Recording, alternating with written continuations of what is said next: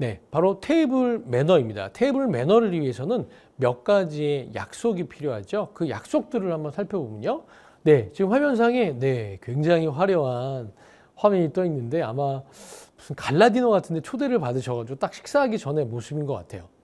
근데 이때 여러분들이 혹시 최근에 서울 시내에서 호텔을 가보신 경험들이 아마 주변에 지인들의 결혼식 때 아마 호텔을 많이 가보실 텐데 호텔에서는 가장 큰 룸을 표현할 때 보통 그랜드 볼륨이라는 표현을 많이 쓰는데요. 어떠십니까, 여러분? 가보시면 딱 라운드 테이블에 앉죠. 왜냐하면 라운드 테이블이 제한된 공간에 가장 많은 인원을 앉힐 수 있기 때문에 보통 웨딩 결혼식장에 라운드 테이블을 많이 씁니다. 한 10명 정도 예를 들어 앉는다. 굉장히 촘촘하게 세팅을 하거든요. 딱 앉아보세요. 어때요?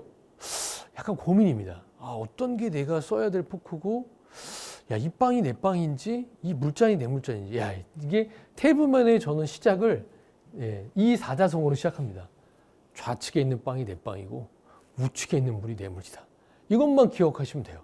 괜히 좌측에 있는 빵이 내 빵인데, 우측에 있는 빵을 건들기 시작하면 어떻게 되냐면, 그 건드는 순간 나머지 사람들도 계속 다 우빵 좌물을 먹어야 돼요. 그래서 굉장히 제가 테이블 매너를 뭐라고 그랬냐면 자연스러움이 최고라고 그랬는데 그 자연스러움이 깨지게 됩니다. 왜냐하면 자꾸 빵을 먹으려면 접시를 당겨야 되는 것 같고 물잔, 이 사람 물잔을 내 물잔을 갖고 와야 되는지 그래서 좌빵 우물을 먼저 설명을 드렸고요. 그다음에 지금 굉장히 화려한 기물이 있지만 두 번째 보세요. 세팅된 기물은 바깥에서 안쪽으로 이게 무슨 표현이냐면 이게 지금 바깥이지 않습니까?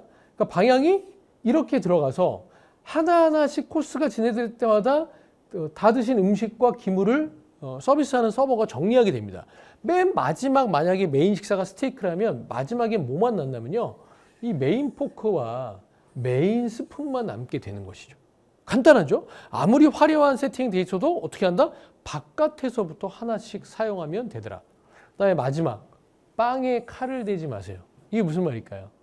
빵이라는 것은, 밀이라는 것은 서양의 주식입니다. 동양은 쌀이 주식이었지만 서양은 밀이 주식이었기 때문에 밀을 재분을 통해서 빵을 먹었죠. 그래서 서양 사람들 빵을 먹을 때 보통 손으로 먹고 빵가루가 떨어지는 거에 대해서 의식하지 않습니다. 근데 우리나라 분들이 가끔 가다가 빵에 딸기잼들을 좋아하셔가지고 이렇게 막 배를 갈라요. 배를 갈라셔가지고 막 딸기잼을 그 안에 넣으시는데 그 서양의 매너상 빵은 그렇게 칼로 배를 가르신다라든지 딸기잼을 바르기 위해서 하지 않으신다는 거죠. 편안하게 빵은 손으로 빵가루가 떨어져도 드시면 될 것 같습니다. 냅킨 사용하는 것들을 대부분 많이들 모르세요. 냅킨은 가슴에 대는 것이 아니라 이제 식사하실 때 소스라든지 그런 게 옷에 묻을 수 있기 때문에 앉으신 자리에서 무릎에 대시는 게 맞고요. 그다음에 자리를 비울 때는 위에 테이블 위에 올려놓은 것이 아니라 간단하게 뭐 핸드폰을 받는다든지 중간에 화장실을 가실 때는 의자 위에 올려놓는 게 서양의 에티켓입니다.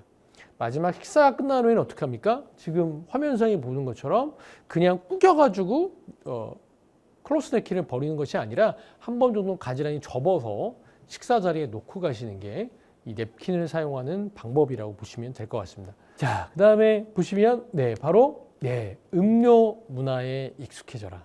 이게 무슨 얘기냐면 서양의 음식과 서양의 문화는 아무래도 코스로 조금 이따가 살펴볼 내용이 나오겠지만 그러다 보니까 어떻게 되냐면 그들은 그 코스에 맞는 음료들이 발전하게 됩니다. 그래서 예를 들어 여러분이 큰 행사에 초대받아서 가게 되면 행사장에 들어가기 전에 리셉션이라는 걸 하게 돼요.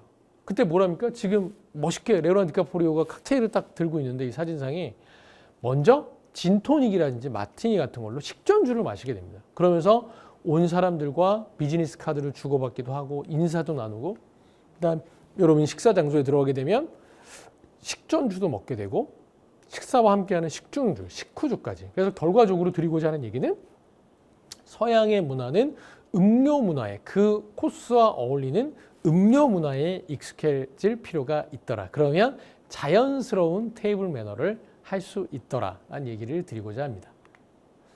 와인은 훌륭한 비즈니스 언어다.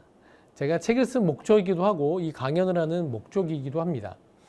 대표적으로 이 미국의 최초의 프리미엄 와인인 오퍼스 1을 설명드리면서 와인은 훌륭한 비즈니스 언어다라고 얘기를 하고 싶은데요. 우리가 2차시에 살펴봤던 샤또 무똥 로칠드가 바로 이 와이너리입니다. 이 로칠드가 미국을 대표하는 로버트 몬다비와 합작을 해서 여기 보면 두 사람의 얼굴이 들어가 있고요. 두 사람의 시그네처, 로버트 몬다비와 바론 필립 벡작의 시그네처가 들어가 있어서 1979년도부터 오퍼스원이 만들어지게 됩니다. 비즈니스라는 것은 어떤 특정한 기업, A라는 기업과 B라는 기업이 같이 협력을 통해서 새로운 C라는 모델을 만약에 만드는 콜라보레이션이 됐을 때 어떤 와인을 준비해야 되냐? 바로 이런 와인을 준비했을 때 그 자리에 훌륭한 언어가 될 수 있겠죠. 예를 들면 바론 필립 로칠드와 로버트 몬다비 합작에 의해서 미국 최초의 프리미엄 와인이 만들어진 것처럼 오늘 우리가 양해각서를 통해서 우리가 새로운 비즈니스의 시작을 좋은 성과를 내기 위한 시작을 하는데 오늘의 만찬주로 이 오퍼스 원을 선택했다면 그것이 바로 훌륭한 비즈니스 언어가 될 수 있는 거고요. 이런 스토리를 가진 와인을 알았을 때 여러분들에게는 그 자리가 풍성한 자리로 만들 수 있을 것 같습니다. 네, 그래서 오퍼스 원은 미국의 와인명가 로버트 몬다비와 합작을 하게 되고요. 로버트 몬다비는 너무나 유명한 와이너라서 제가 하나 정도 PPT로 좀 설명을 드리려고 합니다.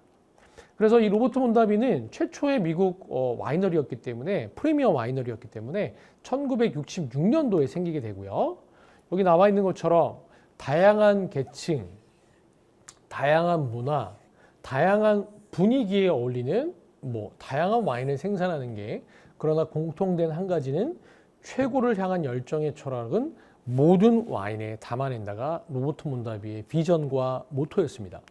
그래서 로버트 몬다비는 다양한 와인들을 만들고 있고 지금 현재 대한민국에서도 미국 와인 중에 가장 많은 소비량을 보이는 대표적인 와인이라고 보시면 될 것 같습니다.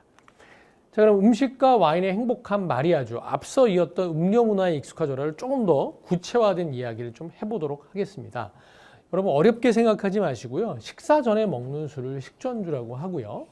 서양에서는 이거를 전문 용어로 에페리티프라는 표현을 씁니다. 에페리티프는 이꼴 식전주라고 보시면 될 것 같아요. 식전주란 표현이 식사 전에 먹는 술이기 때문에 굉장히 가볍고 식욕을 돋궈주고요. 그 다음에 식사 초반에 나오는 전체 요리, 에피타이저가 만약에 연어가 나왔다면, 훈제한 연어가 나왔다면 이 스파클링 와인의 탄산과 드라이한 것들이 산도가 이 연어의 느끼함들을 잡아주면서 제가 마리아주라고 표현한 걸 기억하시는지 모르겠는데요. 결혼, 궁합이라고 그랬죠. 음식과 와인이 만나는 이유는 서로가 만나서 더 좋은 시너지를 내기 위해서 만납니다. 그 다음에 스페인을 대표하는 쉐리 와인은 해산물이라든지 조개류를 들 때 이렇게 식사 초반에 먹는 와인이 따로 이렇게 분류가 되어 있구나 라고 보시면 될 것 같고요. 두 번째는 식준주, 여러분이 많이 하시는 피쉬와 고기가 있는데요. 생선, 고기 등 메인 요리, 테이블 와인, 즉 식사 중에 먹는 술이 식중주가 되겠죠. 그래서 화이트와 레드가 대표적인데 이거는 이미 다 알고 계시죠? 생선을 먹을 때는 어떻습니까? 생선이 보통 하얀 생선을 많으니까 화이트를 드시게 되고 그다음에 스테이크를 먹을 때는 레드 와인을 드시게 되는데 너무 일반적으로 해서 여러분이 그게 맞냐라고 얘기할 수 있지만 서양에서는 오랜 시간 동안 몇백 년 동안 그렇게 마셨을 때 그렇게 먹는 것이 훨씬 더 좋은 마리아주를 냈기 때문에 그렇게 나와 있고요. 실제 여러분 분석을 해보면 스테이크의 고단백질이 입에 들어갔을 때 레드 와인이 한 잔 들어가게 되면 입안에서 그 스테이크의 고기와 레드 와인이 단백질이 만나게 되면 고기가 실제적으로 부드럽게 느껴지는 것들이 뇌과학 분석으로 검증이 되어 있습니다. 그리고 레드 와인의 그 떡더름한 탄닌감이 이 고기의 육즙과 만났을 때 또 라운드해져요. 즉 둘이 만나서 시너지가 나는 거죠. 아마 그래서 여러분들 경험상 스테이크 먹을 때 왠지 레드 와인 한 잔 먹으면 좋을 것 같아요. 뇌가 인식하고 있는 거예요. 그렇게 먹었을 때 맛있다는 경험을 갖고 있기 때문에 뇌가 혹시 레드 와인 한 잔 먹지 않겠냐는 신호를 사람들에게 보내는 것이라고 보시면 될 것 같습니다. 자, 그다음에 식후주, 바로 디저트 와인인데요. 디저트라는 건 여러분 초코 케이크라든지 치즈 케이크처럼 그런 케이크들을 많이 떠올리시면 될 것 같습니다. 그래서 디저트 와인을 대표하는 와인들이 이렇게 나와 있더라. 그래서 포르투갈의 포트, 그다음에 프랑스의 소테린 지역의 소테린, 아이스 와인, 캐나다의 헝가리의 토카이 와인. 이런 디저트를 먹을 때 먹는 또 와인이 따로 있구나 보시면 될 것 같고요.